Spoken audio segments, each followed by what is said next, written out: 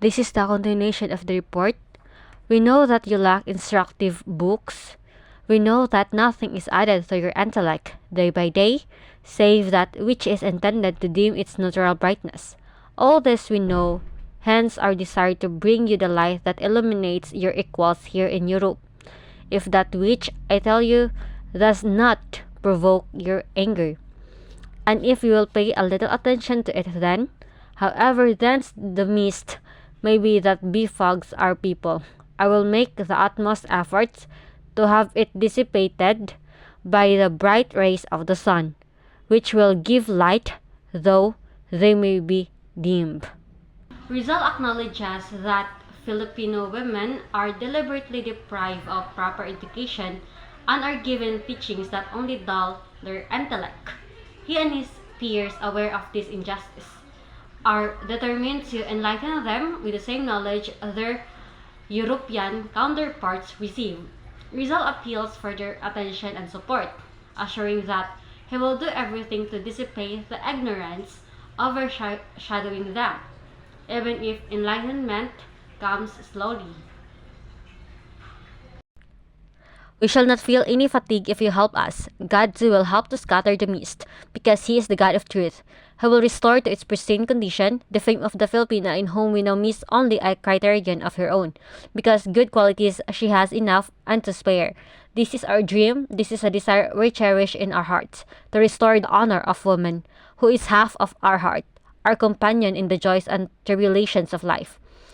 If she is a maiden, the young man should love her not only because of her beauty and her amiable character, but also on the account of her fortitude of the mind and loftiness of purpose, which quicken and elevate the feeble and timid and ward of all vain thoughts. He expresses confidence that with collective effort and divine support, Filipino women can regain the rightful place in society. Rizal emphasizes their good nature but highlights the need for them to think for themselves.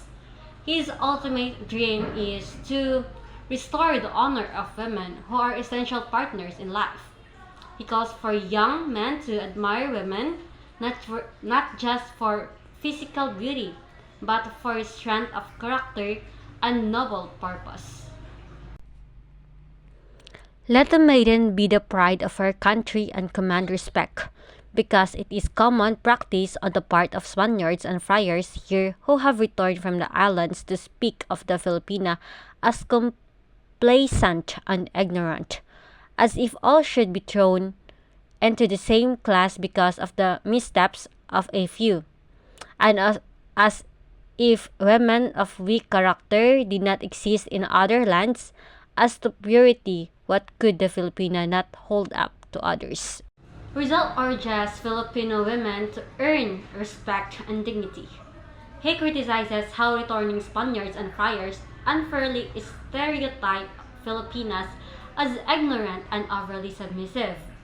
He points out that these misjudgments arise from isolated incidents and are exaggerated to degrade all Filipinas, even though similar moral failings exist among women in other countries too. Nevertheless, the returning Spaniards and friars, talkative and fond of gossip, can hardly find time enough to brag and bowl.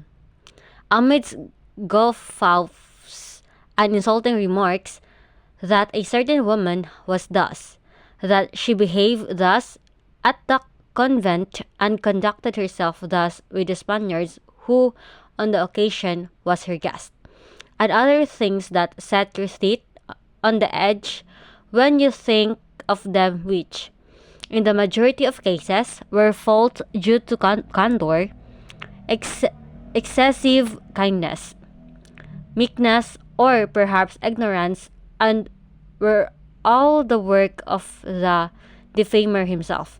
There is a Spaniard now in high office who has sat at our table and enjoyed our hospitality in his wandering through the Philippines, and who, upon his return to Spain, rushed forthwith into print and related that on one occasion in Pampanga He demanded hospitality and eat, and sleep at a house, and the lady of the house conducted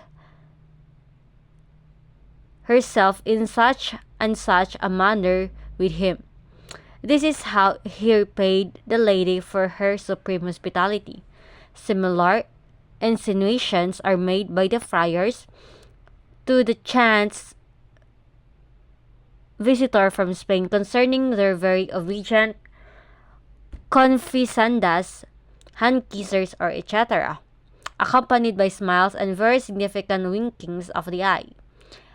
In a book published by Dr. Sinibaldo, The Mass, and in the other friar sketches, scenes are related of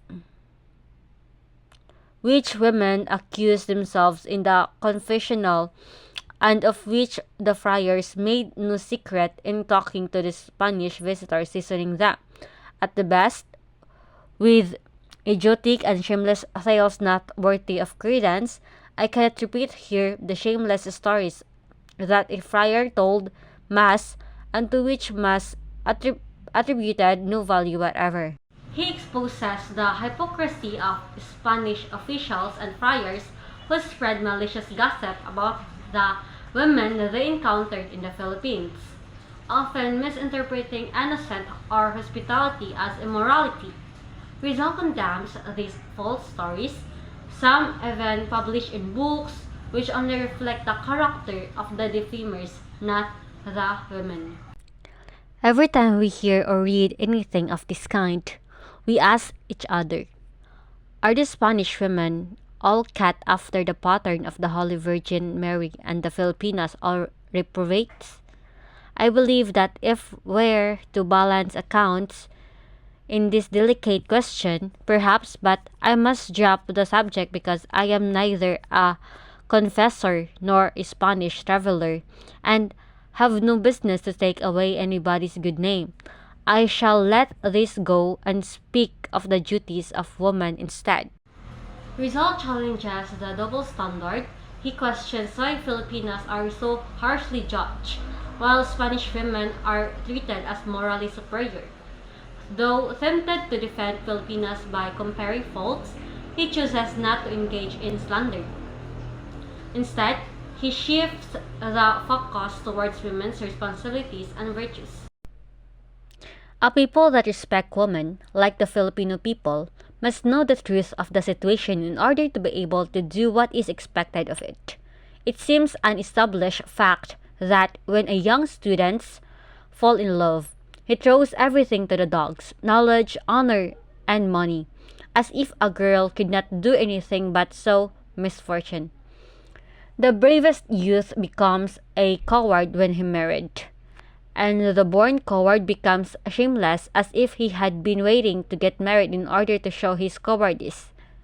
The son, in order to hide his pusillanimity, remembers his mother, swallows his wrath, suffers his ears to be boxed, obeys the most foolish order, and become an accomplice to his own dishonor. He stresses the importance of knowing the truth to correct misconceptions. Rizal criticizes the behavior of young Filipino men who lose their values when in love and the general submissiveness they adopt when married. He believes this weakens the moral fiber of family and society. Rizal encourages women to set high standards for their suitors, men who are honorable, brave, and principled. Once married, women should support and uplift their husbands. He stresses raising children with integrity and love for country, teaching them to value honor over life itself. Rizal uses Spartan women as models of strength and patriotism. He praises their courage, pride, and dedication to their country. These women taught their sons to either win in battle or die with honor. He urges Filipinas to emulate this spirit, showing how strength of women upholds a strong nation. He admits that not everyone will accept his message simply because it comes from him. Many only believe authority figures like priests or elders.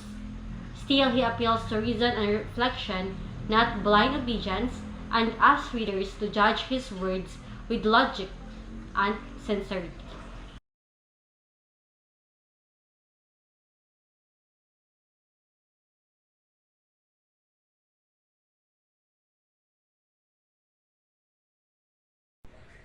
It emphasizes the importance of courage, dignity, and critical thinking in resisting tyranny and oppression.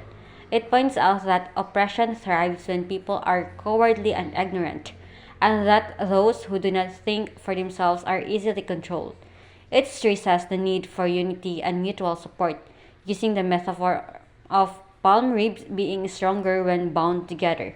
The text also calls on women, especially Filipinas, to take a more active and responsible role in shaping future generations. It upholds the belief that all people are created equal and not meant to be slaves. Finally, it urges people to examine the true essence of the religion, questioning whether current practices reflect the teachings of Christ or are driven by profit and manipulation. Rizal ends with a sincere hope that his message inspires action.